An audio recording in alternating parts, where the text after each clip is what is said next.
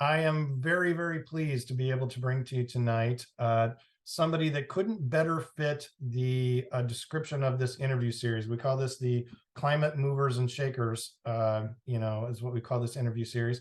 And Jaime Nack is exactly that. She is involved in lots of different things, and I'm going to let her go into detail about some of that. But her work in climate goes back decades now, and she was one of the very early people who got climate reality training. She's actually been a consultant for Climate Reality Project. So this is kind of an internal feedback loop here by bringing her here to talk about this. But that's only the tip of the iceberg of what she's done with her company, Three Squares Incorporated. They've worked with Fortune 100 companies. They've worked with massive, big nonprofits, NGOs. They have done all kinds of work from event production to make things more sustainable, and things like the Oscars, the Emmys, the ESPYs, the Democratic National Conventions. She's also been involved in helping companies do ESG reporting. And that's why we really wanted her here for this particular moment, because right now we've got all this legislation coming through. And one of the most important things is Senate Bill 253, which is the, what's the exact title of that? The Climate Corporate Data Accountability Act. And so we'll be talking with her a little bit about that, among other things. But I also wanted you guys to hear about ESG if you are not familiar with environmental, social, and governance reporting. It is something that corporations do to give us more than just the profit bottom line kind of a thing.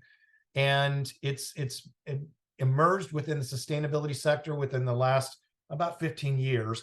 And it is increasingly important to the environmental movement and sustainability movement in general. It is not something just for the investor class to care about. It is something for all of us, no matter what your financial position, what your position in society. It is important for us to be engaged with, because it is a fundamental part of transparency. It is a fundamental part of understanding what's actually happened. And it is an important way for us to engage with our society. We are all consumers, whether we like it or not. And understanding the ESG reporting can help us make better decisions in the consumption that we do. So, Jaime, thank you very much for coming tonight. I want you to know we really appreciate you being here. Thank you for inviting me, Charles. It's been a real pleasure just to hear even the first part of the call, to see how you run the call and to hear all the updates.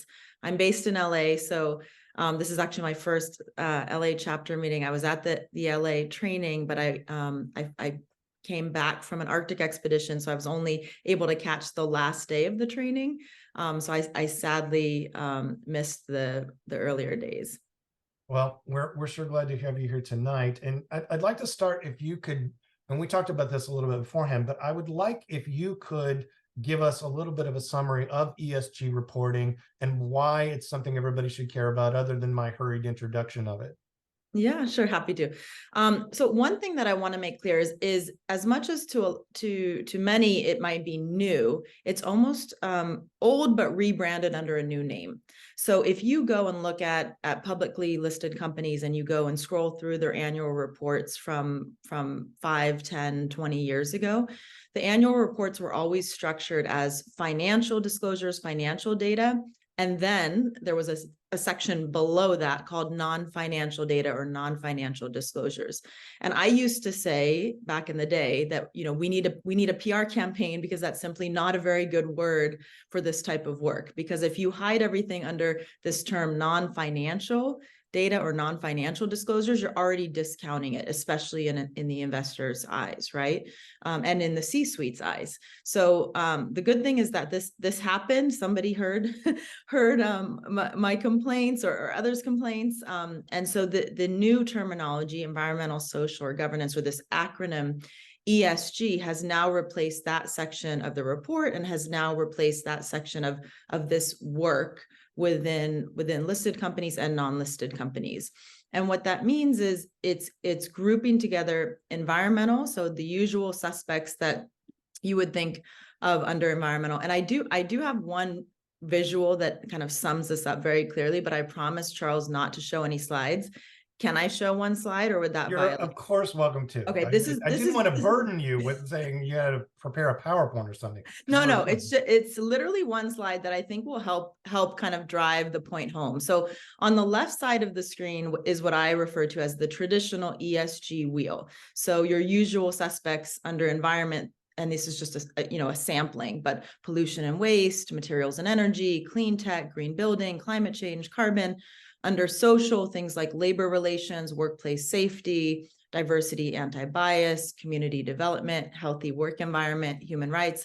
And then governance, things like ethics and accountability, following your accounting or GAAP protocol, board diversity, independent audits, board independence. What we did is we took that kind of standard look and created this iceberg graphic, which is a little bit more visual on the right side of the screen.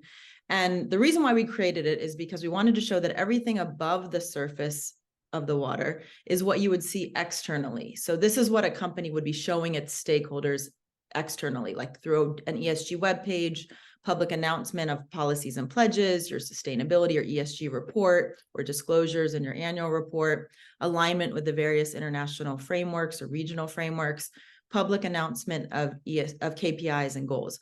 But in order for all of that to really hold water, there's a tremendous amount of work that happens below the surface level of and you see it at the bottom of the iceberg here. So it's represented by a committed specialized team. It could be a combination of internal and external consultants, stakeholder engagement, internal and external, metrics tracking, risk identification is a big piece of this, making sure your policies and procedures are in place, like your business code of conduct, supplier code of conduct, your org chart, ESG risk management system, having ESG show up in the various levels of management meetings, board review, data collection, and ESG integration into your business strategy. So the idea, and when you look at all of that, I've often gotten people tell me that's a lot of work. And oftentimes there's not one person or a group of individuals that has expertise across all of these areas.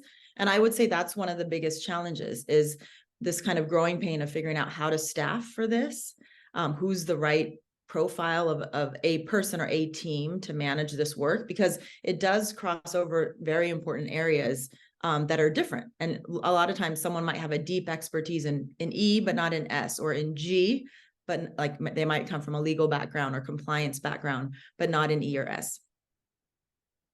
That's extremely valuable. I think I'm going to screenshot that off the recording and for my own benefit.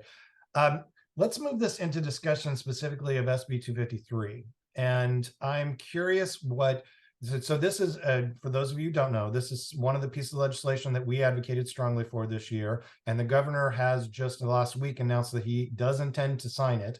And it is going to require corporations that do business in California to report on their scope 1, scope 2, and scope 3 emissions. And I'm going to ask Jamie to explain that to you because she'll do it better than I do it. And what the implications are for that in terms of your work and for us as Californians. Okay.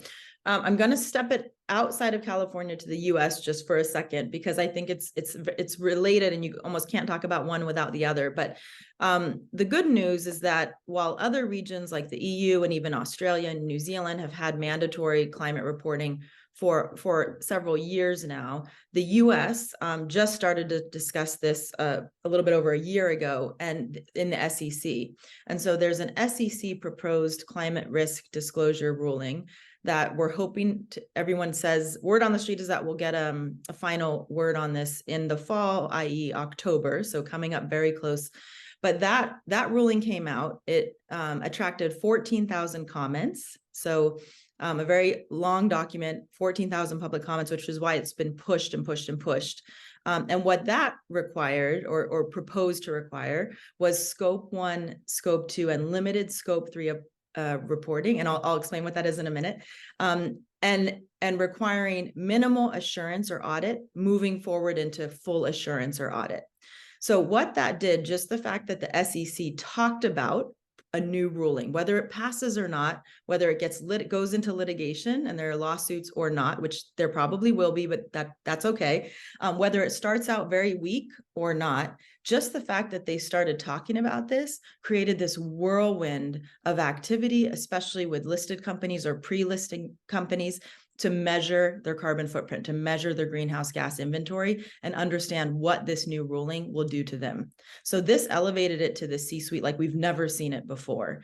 What happened was folks who were already working with us said we need to start, amplifying this right away. We got a huge number of incoming calls saying from law firms, from C-suites themselves saying, what does this mean for us? We've never measured before. And these are big companies, names that you would know, probably products in your home or on your body, that have not measured before. And when I say measuring your carbon footprint or conducting a greenhouse gas or GHG inventory, there's a GHG protocol. There are rules for how to do it. And what the rules say is you divide it into these 3 scopes or 3 areas. Scope 1 is your direct emissions. So if you're a factory or a plant and you're actually burning fuel on site, or you own company vehicles and they're burning fuel, so you're releasing the emissions on site there, that's called direct. And so that's calculated in scope 1. Scope 2 is indirect emissions. And so the best way I like to say is if you flip a light switch in your home or in your office, there's no proof of emissions right here locally in my, around my home or office. It's down the line to where that energy is coming from. And so that's calculated as indirect because it's kind of the most common indirect source of emission. So scope 1 and 2 are almost like the must-have, and everyone agrees on that. Scope 3 is called other indirect emissions. So think of that as across your value chain, your supply chain, or farther away from your office or your warehouse. Farther away could mean at the landfill. So it could be your waste footprint at the landfill. It could be business travel, taking airplanes back and forth, and it could be your suppliers. And measuring your suppliers and getting your suppliers to then report that data into you can be very time consuming and very tricky. And so that's why this scope 3 area has been talked about so much, because it can be the most difficult to both manage and to measure. It's also, for many companies, the largest piece of their pie. So it's a lot easier to say, okay, I'll just account for my scope 1 and 2. That's in my control. I'm comfortable there. Let's just ignore scope 3. And so that's the real push at the SEC, is to ignore scope 3 or push it down the line, because no one wants to really have to own or talk about that yet. What California, our beautiful home state, which I'm so proud to be a Californian, has done is said, look, let's not wait and see what the SEC ruling says. Let's go even beyond that, which is what California has always done with building code, has always done with CAFE or tailpipe emissions regulations. Let's push and say, let's get there sooner and faster and require companies with over $1 billion of revenue here in California to report. Sorry, that was a long answer. No. That was absolutely fabulous. That was wonderful. That explained it quite well, and I appreciate that. So transitioning from that, in terms of your role in dealing with these kind of things, when you're working with a company to do ESG reporting and to help them to find that, the scope 3 is obviously the biggest challenge, because I mean, as I understand it, scope 3 includes the scope 1 and scope 2 of the suppliers. So if they're not doing that work, then it's difficult for you to be able to do that work. So making it more of a level, I think the corporations that have come out and supported this legislation have probably come from the standpoint of, it's a lot easier for us to do our work of figuring this out if you're requiring everybody to do this work to figure it out. But what I'm concerned about in the world of ESG, and I think one of the things that you hear as a legitimate criticism of it, is that sometimes you will see corporations get a little funny with the numbers, and there's a legitimate case to be made that sometimes it's used for greenwashing, to use that term. Sometimes it is used for promoting an image that is not fully reflective. And I've done some studies of this in my own work too. And when you dig deeper into the numbers, sometimes the numbers look really legitimate in a company, and then other times they don't pass the smell test once you dig in deeper of them. And so, as somebody who helps companies do that, I'm curious of your perspective on that challenge, and how can we as advocates work to increase the transparency and get to a place where we can actually trust these numbers when we do see them. Yeah, and that's why I'm such a huge fan of policy, because having this wave of mandatory reporting, which eventually will come with assurance or auditing, means that you won't be measuring apples to oranges to peaches to who knows what anymore. That the numbers will be audited in the same way that your financial numbers will be audited. And we work with a lot of finance departments and CFOs of listed companies here and abroad, in EU and in Europe and UK and Australia and New Zealand. And they understand what it is to be audited for their financials. So that's speaking their language. What they don't understand is they follow GAAP accounting. They are like accountants, financial accounting, and they understand like what they can work with in an audit environment within their accounting protocol. They don't understand GHG protocol. So there's a big knowledge gap, even on the auditing side. I'll say that as well. So the KPMGs, the PwCs, all of these, the EYs, they are trying to staff up with this environmental knowledge, because they have been training their people for so long to focus on financial auditing. And this is a whole new skill set, following a whole new language, a whole new protocol. So I'm very hopeful that the mandatory reporting environment, as much as it's a lot of work, it's expensive for these companies, it involves a lot of people across the company, and it does push it down to the suppliers as well, but it does bring on that layer of transparency. That makes sense. Thank you. And I'm curious about your work in particular. I'm going to ask you about some of how you approach dealing with different companies that are at different places on that journey toward becoming more sustainable. So like one of the companies that is in your documents that you guys have been involved with is EVgo, which for me is kind of like the gold standard of the electric charger companies. They're a very progressive company that are doing a lot of really cool things. Easy to make a good sustainability case for that company. You also have worked with Honda. Honda is a company that, as is heavily invested in internal combustion sector. Arguably has been one of the companies that has dragged its feet the most with respect to moving toward electrification of transportation. I always point out that in our work as advocates, we never want to make the perfect the enemy of the good, because we're trying to move everything. But I would like to get your perspective as somebody who is working that at different levels when you're dealing with different companies that are different places in that journey. Yeah, with the perfect get in the way of the good example, I feel like, so I've had my company for 15 years. Prior to that, I was with another environmental consulting firm focused on clean transportation, so around 20 years. And I used to be more of a perfectionist in terms of, I was highly critical of LEED version 1.0, highly critical of B Lab and their first version of B Corp, because it didn't give any points for carbon footprint measurement or those of you who don't know, I'm interrupt you. Those are USGBC building standards for making buildings more sustainable. Sorry. No problem. Sorry. Yeah, if I talk in acronym soup, feel free to stop me. But I've grown older and matured in that, with like this SEC rule, for example, I know it's not going to be what I like, right? Day one, and it will go to litigation, and people will push against and try to weaken it even more. However, now I'm on the side of seeing what good it does just to have the momentum of something starting. And now the green building standard LEED version 4.0, I was happy with. So, eventually things improve and they get there. And so I think it's really important to show your support early on.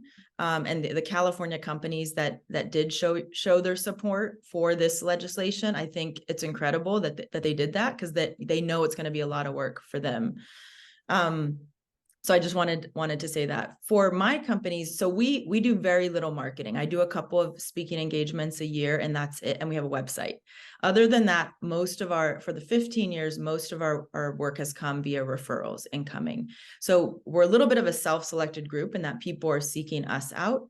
And with that, though, it's not always people who are like the Hondas or the EVgos, like you said. A lot of times it's people they haven't taken even a step, and they feel nervous, and they don't know what to do, which is how we approach that. Is we always start with those with a baseline assessment. So we always want to say, okay, where we need to get to know you, and maybe there are things that you've done that we can surface and that you don't even know about, right? Who the client contact, and then start to build out a plan from there. But we really believe that it's important to be able to to dive in where you are. And also like someone asked us, can't you just do a cookie cutter plan and roll it out to all of your clients? And I said that would be impossible.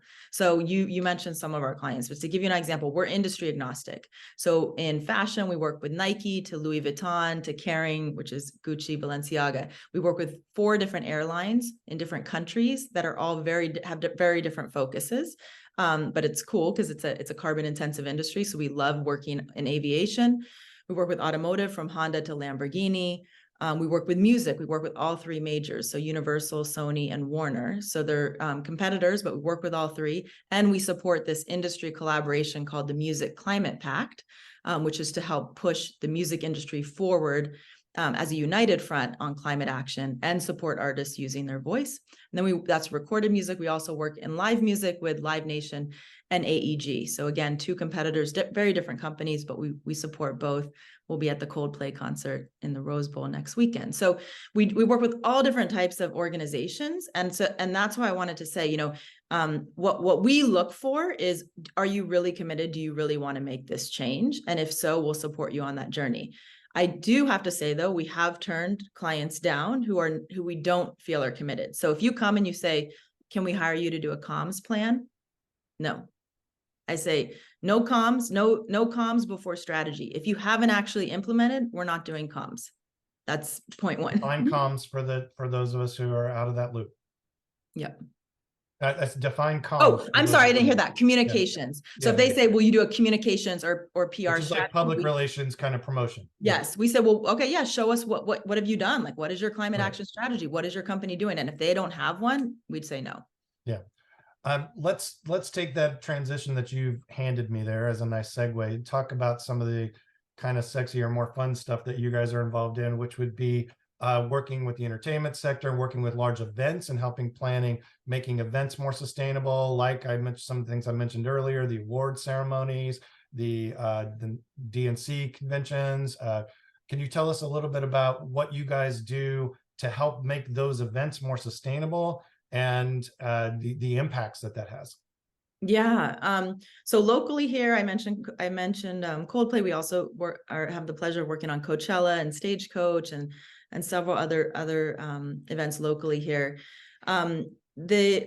You mentioned the LEED Green Building Standard, which came out from the U.S. Green Building Council, a standard for buildings. Several years ago, I was part of a volunteer committee similar to this, many nights on Sundays or weekday evenings on phone calls with the events industry saying, we need a standard. So looking at events as temporary builds, saying, how do we apply the same sustainability principles to events so that we can move this tremendously wasteful, carbon intensive industry forward. And so we got together, started to work with the different standards organizations and built out a standard called ISO 2012-1. And that was launched for the first time at the London 2012 Olympics. And so they were the first event to implement this event sustainability management system. And then ever since then, the International Olympic Committee said every Olympic Games thereafter, summer, winter, has to meet the standard. So what that did, I'm just giving you an example. What that did is cities, big cities all around the world, whether you're Pyeongchang or Beijing or Rio, or Johannesburg or South Africa, if you wanted to host an Olympic Games, you had to say that you would certify to the sustainability standard and put that in your bid. So give me 3 examples of actual tangible things that somebody who is not in that space would say you've changed in terms of the things that they now are required to do. Yeah, so if you're implementing a sustainability program for an event, so waste is probably the most visual. So when you go, like if you went to, did anyone go to Coachella this year? If you go to a big festival like that and they've implemented something on site, if you went to that one, you would see compost, recycling, landfill bins. What you wouldn't see is what goes on behind the scenes with the hundreds of food vendors, with the catering companies, all of the collections and processing of the organic or food waste before it even touches the consumer. There's a lot of scrap and a lot of leftover food there. We also implement food donations. So and usually it's nightly. So as soon as the event closes, any food that hasn't been served or that could be packaged up goes straight to the community. We work with some great groups. One, just in case anyone needs to do this for their event, is called Food Finders. And Food Finders will look and assign you to the nonprofit or community group with the greatest need that night or that day. So they've been a wonderful partner for us. Food Runners up in San Francisco was a great partner for us for the Global Climate Action Summit. Thank you, Ashley. So food donations, we also do material donations. So we've been able to capture everything from towels that the band uses. So bands go through tons of towels on stage and they just usually toss them if they're not rentals. So we'd set up bins saying, deposit used towels here. They're going to an animal rescue. And we'd collect all those towels and drop them off at animal rescues. Signage, repurposing fabric, stage flooring, Marley flooring. We were at an event 2 weeks ago in New York for Fashion Week, and their stage was covered in this really thick, beautiful Marley floor, which is what dance studios use. And a lot of dance studios don't have the budget to buy it. And so we lay it down so that it can be easily rolled back up. And then we donated that out to a local nonprofit in New York.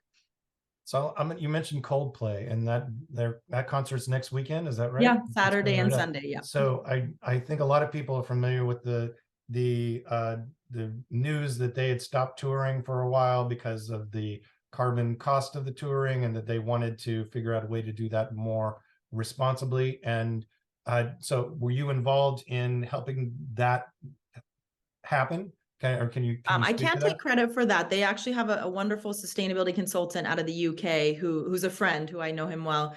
And so he helped manage that with working with the group and with Live Nation. But what we're doing is helping the implementation at the Rose Bowl, which is also fantastic because it's a historic venue. It will be also part of LA 28, the Olympics here. And so anything that we can do to help improve their sustainability programs and have it stay as part of a lasting legacy, especially, being an Angelino, being here in LA, it's awesome to be able to work right here. Yeah, that's cool. And it's fun stuff. I mean, you did a cool job, dude. It's pretty awesome. I feel very lucky. Yeah. So I'm going to ask you something that's kind of become a tradition on these interviews to wrap it up, and then we'll go into questions as we have time from our members. But one of the things that we all face in advocacy on work, sustainability and climate work is that there are a lot of setbacks along the way. There are a lot of challenges. There are a lot of days when you don't get the victory that you're trying to get, and then more news comes out that this place is on fire or this place is underwater or something else terrible is happening. What do you do personally? And this doesn't have to be related to your job. What do you personally do when everything just sounds terrible and you need to find a way to get back up and keep thrusting your head against that concrete wall, or whatever you got to do to get the change to happen? Yeah, I mean, I think each one of us, you have to find your joy. So I have a wonderful rescue pup over here that I've had for 11 years, Luna, that keeps me company. I played beach volleyball today with an awesome group of random mix of people from across LA that we found each other on Nextdoor and formed a beach volleyball group during COVID. And so that's my Sunday. And everyone's welcome. If anyone's interested, reach out to me. It's a very friendly, very non-competitive group that plays every Sunday. So I do things like that. And even, I have to say, this is your Sunday evening. It's my Sunday evening. We're all choosing to be here. And I think that says a lot. I think when you're in community and you're all passionate about the same thing, it allows you, I think, it fuels your fire in your belly, I think, much better than doing it alone. So I love working. I love that I have a team. I have an amazing team that does this work. And I think that helps. I also think I'm very lucky to work with some amazing clients, including Climate Reality has been a client for the past 14 years. Soul, a couple weeks ago, the Soul training was my 30th training. So I'm still inspired and wowed every time I go to those trainings to work with the team, to work with Mr. Gore. It does inspire me. And so I feel very lucky to be able to be part of that. And then the youth. So anytime that you can be around the youth, I know I think it was Eugenie and Joan attended the climate march. I mean, way to go. Like being around the youth and getting a little bit of their energy, and seeing that they're going to carry this forward. Because I often say when I speak, we're the dinosaurs. Like we're going to be gone, and we need people to really be able to carry the torch and take this forward. And I feel like, because if you look at the climate stripes and you see blue, blue, blue to red starting in 1980 beyond, that's why this generation is so fired up, because we had the blue, but from 1980 on, global temperatures, they had the red going into redder. And so they know what's to come. And I feel like when I see them speaking and using their voice to power, it motivates me. Well, thank you for the work you're doing, and thank you so much for coming and informing us about these things. It was you packed a lot of information into a short amount of time, and that was very insightful, and you made it in a way, come across in a way that I think was digestible and very valuable to us. So I appreciate that. We have time for just a few questions tonight because we were running along on other things and I was blathering on about too much. So sorry about that. But we'll go to Andy first. Yeah, thank you. Thank you for sharing your knowledge and expertise. I will try and be brief, but I also have it in the chat. How would you recommend someone learn more about ESG reporting, or even become an educated, credentialed expert or analyst in ESG reporting?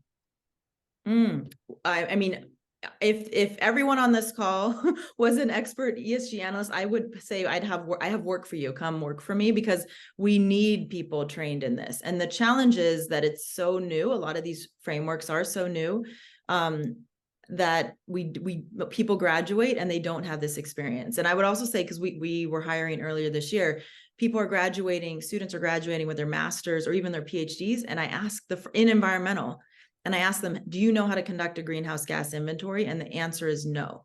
Did you have a class that talked about this? No. And so it kills me that from an academic perspective, and I'm a double Bruin, so I give a lot of feedback to UCLA on this, that you have to train them in skills that they can really use in the world to help move the world forward. There are some really wonderful free classes. So another acronym, Ashley, maybe you can try to find the free link online. If not, I can post it. But TCFD, Tom, Charles, Frank, Dog. It stands for the Task Force on Climate-Related Financial Disclosures.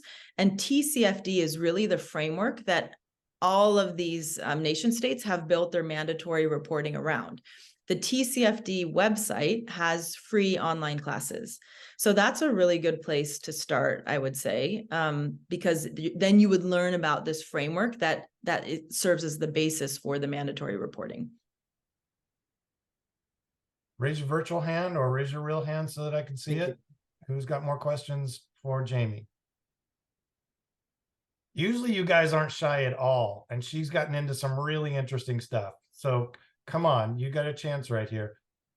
Joan, you're smiling like you've got something to say. Now we got some questions. Okay, Jeannie, you're up. I was interested in green careers, and I guess this just sparked my interest of what you're saying. If you were training, developing your skill sets as a young person to work in this area, what kind of degree would you recommend getting beyond? I mean, and you mentioned some courses, which are great. I'm just curious about the potential career pathways for this. I'm glad you asked me that, because I actually, on my LinkedIn, which I think anyone, you feel free to add me on LinkedIn, but on my LinkedIn, I have like 5 articles. And one of the articles says, thinking of a career in the environment, you are not alone. And then I wrote this article because I was getting requests, like almost like 10 a week from different people saying, can you talk to my niece, nephew, brother, sister, cousin about this? And I didn't have the time with my work schedule. And so I decided to write a blog on LinkedIn that said, if I could sit with you for an hour, these are all the things I would talk about. And so I put it all in the blog, including some links and some resources. So that's definitely a place to look. When we look to hire, like I said, it's almost impossible to find someone who's graduated with a degree and has this experience. So what we look for is, what did they do on campus? Like at UCLA, they have this student group, undergrad, that's almost like a sustainability consulting group. and then they go and take projects with local LA companies. And so they get that experience. And so we've hired a couple of people, a couple of students that have come out of that group, because then at least it tells me that, they're kind of aligned and they've been in this environment before of trying to solve a problem for a company or for a client. So we look at student groups participation, articles, clubs, like let's say they're part of this Climate Reality LA chapter, like showing that they've tried to build their knowledge in the space in addition to their studies. Darshana, you're up.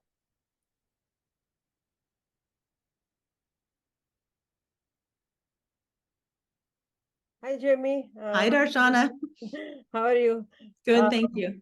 One important thing you forgot to mention, Jamie, that I'm a big fan of yours, that you always, the food that you deliver during this live training, climate reality training, you are the one, your company are the one who is kind of come up with that food plan, and it is vegetarian. It's excellent. So excellent. That I trained in Miami 2015, and that was the reason, one of the reasons that I got attracted to your work. And you always inspire me, and I did similar thing for Indian Green Convention that I did last year in New Jersey. Yeah. That was 5,000 people. So yeah, you can tell about food that you are it's excellent. Awesome. Thank you, I always Darshana. look forward to it. Yeah. Yeah, so all of the Climate Reality events are, and actually I should mention that if you've been trained, you have access to the hub. And on the hub, which is a website, you have a login. I have several different resources there. One is like a green event or sustainable event guide. One is a green venue checklist. So there's some nice tools there, and I also have a couple of webinars that I've recorded there as well. Darshana is talking about our sustainability standards for Climate Reality events. So the menus are always 100% vegetarian with vegan options wherever we are. So we were just in Seoul a couple of weeks ago, and we work very closely with the chefs to make sure that they understand what that means. A lot of times there can be some resistance in the beginning if they haven't done it for this size of an event before. We also have a source locally commitment and a reduce waste and other commitments on the menu as well. So, and again, that's whether we're in Rio, Johannesburg, Berlin, Paris, wherever we are, we have that same standard. Kate. Thanks, Food Committee. Kate, you're up. Thank you so much. Hey, Jamie, you just answered my first question, which was, do you have any event info? And it's on the hub. So thank you so much for that. This could be completely left field. So just, let me know that if that's the case. But how is this related to ESG in terms of investing? I know that a lot of people out there are looking for green investments, and so you're very attracted to the different funds at the different companies and so on. Vanguard, Schwab, whatever, what have you. Are the two at all related? And do you have any advice on how to pick a ESG investment fund? Yeah, definitely. So we actually work with some wealth management companies, some banks, and investment companies. I also, in a separate role, separate hat, I sit on the advisory board of a couple of venture funds that invest with a sustainability ESG lens. So I am in that world as well. In order to explain what it means when a company gets an ESG rating, so there are different ratings agencies online. Some of the common ones are MSCI Sustainalytics, S&P Global. I'm speaking as slowly as I can for Ashley to write these in the chat because she's been super helpful. Sustainalytics, S&P Global, and then there are the funds that say they're ESG funds. So from a ratings perspective, I can talk about it because we usually respond to those rating agencies on behalf of our clients. So S&P Global will send a company, a listed company, your initial scorecard. and say, this is where you are. We're going to post your rating. You have 3 weeks, 4 weeks to respond. And in some cases, it's like a 200-page PDF, and we do point counterpoint. And what these analysts are looking for is publicly available data on the company. So if the company has a board diversity policy on their investor relations website, check, they put that there. If the company publishes their gender pay data, that type of thing, they put that there. So they go through step by step across all of these points from E, S, and G, and then they give you a rating.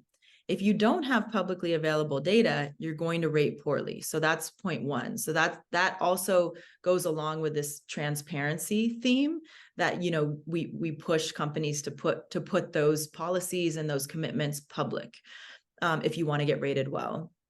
However, on the flip side of that, you know, having a board diversity policy or any policy, if it's vaguely written and maybe not enforced very well, but it's checking the box, that could happen, right? So you want to really make sure that the companies that you're investing in, whether it's individual stocks or funds that have a grouping of companies, that they're actually walking the talk. The older version of sustainable investing used to follow an exclusions method. So a lot of even college campuses that had investment thesis, they would have exclusions. So they would say, we're not going to invest in alcohol, gambling, like casinos, whaling, certain things like that, right?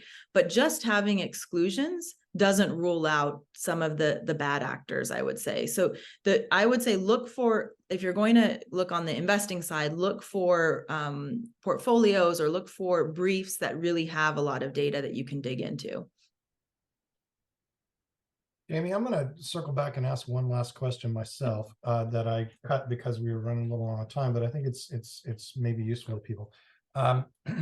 One of the things that we've seen emerge politically, nationally, especially in the last year or two, really, has been a resistance to ESG, and there's kind of been a you know, not to pull any punches here, on the right, there has been a deliberate effort to try to discredit ESG reporting, and even some red states considering legislation to make it illegal that state funds and pension funds and things consider ESG reporting as part of the choices they make and how they invest.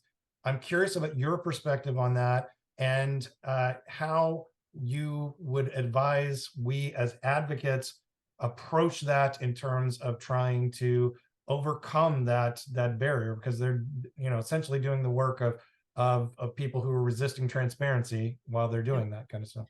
So yeah, so the thing that you might not know is that this anti-ESG or anti-woke movement is heavily weighted on the anti-diversity side. So it's less about climate or the E, and it's more about the S, specifically on diversity. And it's really disappointing and horrifying to see some of the comments that come out. Especially if you're on like investor calls when they talk about anti-ESG and they talk about, you know, board diversity or anything else. So I think it's been a bit of a distraction, and it's also convinced some of our leaders who were out front on like climate risk is investment risk statements like Larry Fink to pull back. And I think that the pulling back of talking about your commitment around climate risk is investment risk or those types of things is disappointing to see. Do I think it's having any slowing down, especially on the company side, the corporate side, corporate reporting side, or even corporate commitment side? I would say no. Because all of the companies that we work with, or even those colleagues that are in the same field, what they tell me is they're busier than ever. We're all busier than ever, and there's more work than anyone can handle. So I think that even, like I said, even if this SEC ruling goes to litigation, which people know it will probably day one, as soon as, I mean, there are lawsuits ready to be filed as soon as it's passed, we're okay with that. Because everyone's moving forward as if they're going to have to start reporting in the next 2 years. And so they're measuring now and taking steps now. So I wouldn't get discouraged by that, but at the same time, I wouldn't ignore it, and I would make sure to follow it as well. I'm just in the chat on the water bottle. Yes, so for the Coldplay event, just as an example, we switched out the Rose Bowl to all aluminum. refillable, like screw top bottles that will be sold. And you can also bring in a refillable water bottle. Unfortunately, you can't bring in a metal refillable water bottle because of projectile risk. So any other type of non-metal refillable water, and we have water stations. So you don't even have to buy water. You could just bring your bottle and refill it. Same thing we do at Coachella as well. Great. You rocked this. And so thank you very, very much for your time. We really appreciate it. And we're proud to have you part of what we're doing and consulting on what we're doing. And you know, it's just really exciting to have you here tonight. So thank you very much for that. All right, folks. So here's that time. We're going to wrap it up. Now, remember, I promised you our trivia question tonight. And the thing that we are giving away is, let's see if I can get the thing. Well, you already know the Green Tech Festival. I already talked about it. So well, now it doesn't let me not share once I push share. Let's see if I can get that to undo. So there it is. It's that dude and his thing. So the Green Tech Festival, and this is for a Wednesday evening event. It is the Gala Awards dinner that is limited to just 100 people. And you and a guest can go to this dinner Wednesday evening. It's in Hollywood. Details will be provided if you are the winner. In terms of how you access it and all that stuff. So you need to be available Wednesday evening if you would like to go. Great networking opportunity. So as you remember, when we do the trivia contest here, I will ask a question and you have to be the first person to put the correct answer in the chat in order to win whatever we're giving away that night. So everybody get ready if you're interested in trying to win these tickets. And get ready, get right up by your keyboard and ready to type what you need to type. So this evening during Jamie's interview, she was talking about 3 different types of emissions reporting. And she used an analogy where she said one of them is where you flip a switch. What was she talking about?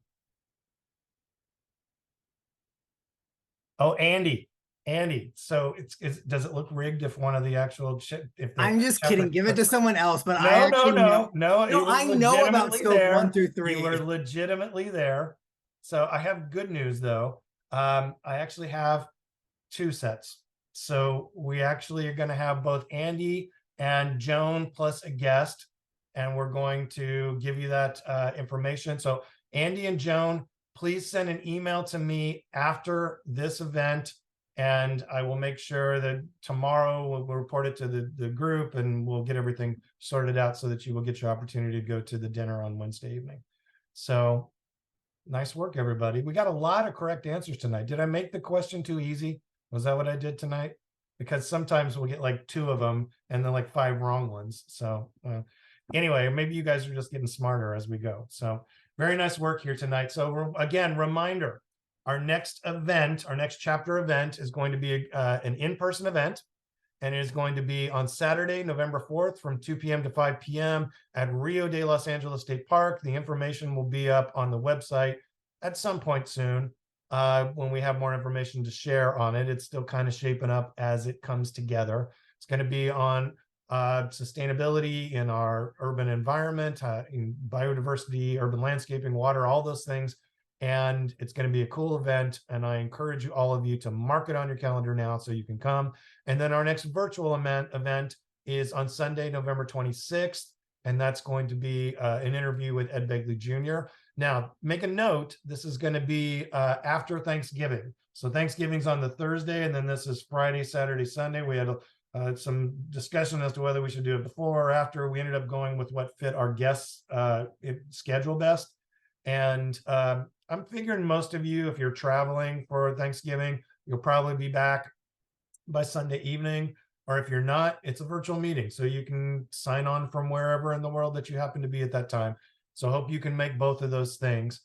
Thank you so much for your time. Thank you so much for your commitment. Thank you so much for your work. And thank you, just for making the effort to care about this stuff, because everything we do, one step at a time, gets us closer to doing the things that are necessary to keep this planet healthy and alive and help all the life that's on it. I'll wrap up with that. And thank you again, everyone on the leadership team, for all your work. And we'll see you guys soon.